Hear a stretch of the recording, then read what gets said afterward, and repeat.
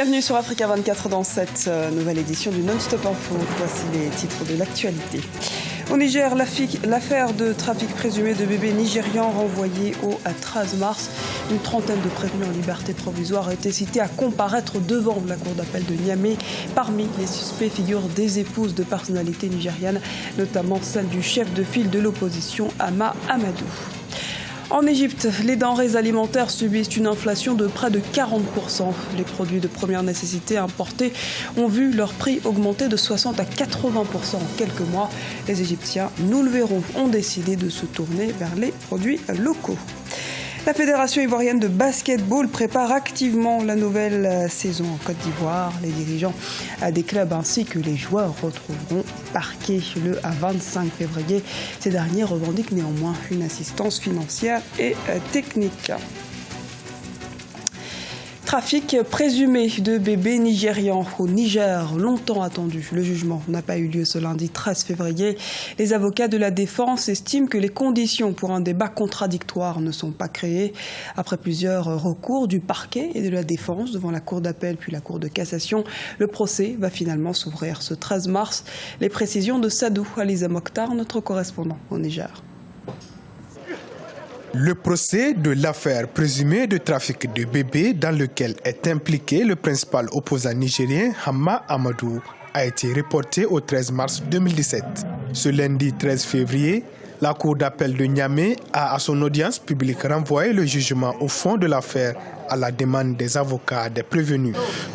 L'audience a eu lieu, nous avons sollicité le renvoi pour deux raisons fondamentales. La première raison, c'est que nous avons estimé que d'abord la citation qui a été servie à un des prévenus, cette situation n'est pas régulière parce qu'il ne réside pas au Niger. Tout le monde sait de qui je parle.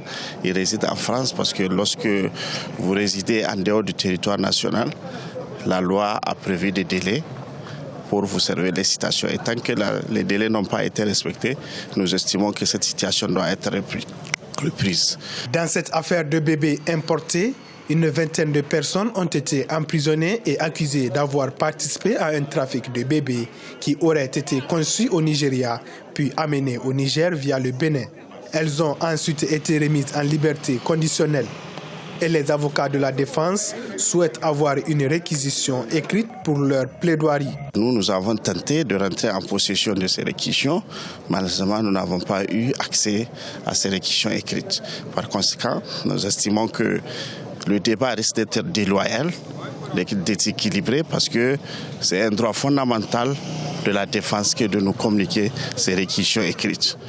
Le procureur général a dit en substance qu'il n'a pas pris des réquisitions écrites, mais nous sommes restés à notre fin parce que pour une question de prudence, nous avons dit qu'il faut qu'on renvoie pour que nous voyons clair. En mars 2016, la chambre criminelle de la Cour de cassation a renvoyé le dossier de l'affaire dans laquelle hommes d'affaires, banquiers, hommes politiques sont cités, dont l'ancien président de l'Assemblée nationale, Hama Amadou, à la Cour d'appel.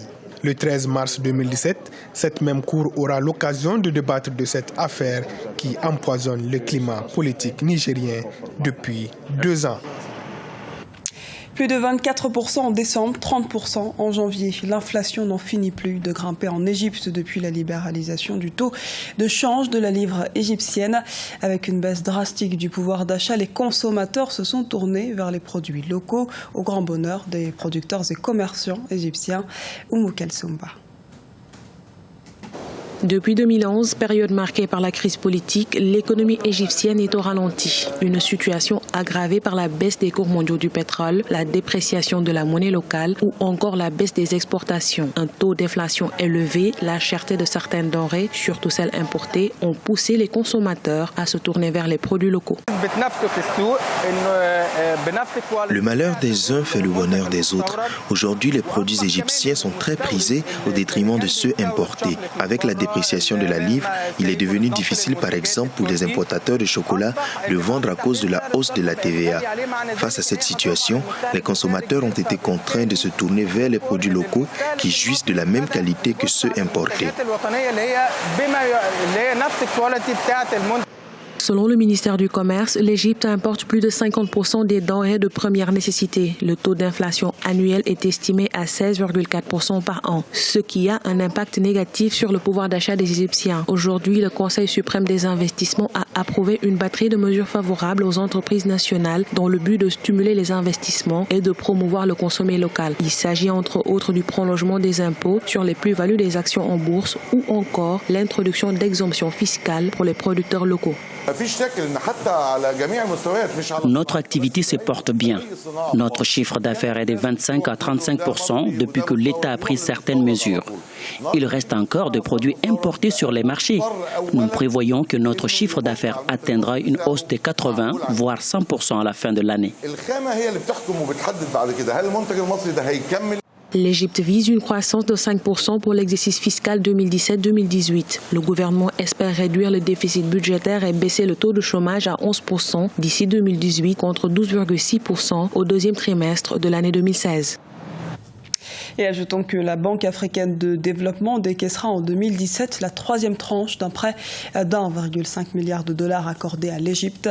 Il s'agit de 500 millions de dollars qui devront permettre de soutenir les programmes gouvernementaux, stimuler le développement social et économique, mais aussi améliorer l'environnement des affaires.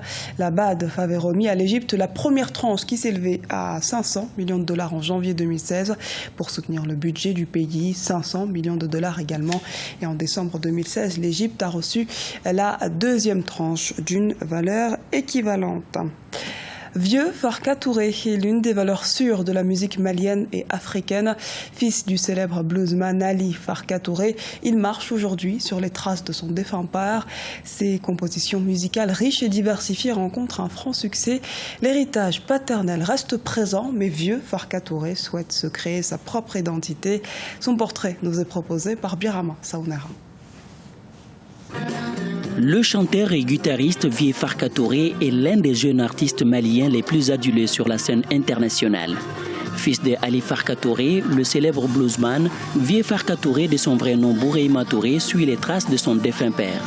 Natif de Niafunké, ville située à 250 km au sud-ouest de Tombouctou, Vieux Farka Touré est fier du parcours musical de son père, mais il ne veut pas bâtir sa notoriété sur celle de son géniteur. Si on vous dit le fils de Ali Farka, c'est vraiment pas un petit truc. Donc vous êtes obligé de foncer, de donner le maximum, de faire le maximum pour être au niveau. Donc j'essaie toujours de faire ce que je peux, vraiment le maximum que je peux pour être là. Et c'est vrai que ça me donne encore le courage quand je pense que les gens me comparent à mon père et que lui, vraiment, c'est un modèle.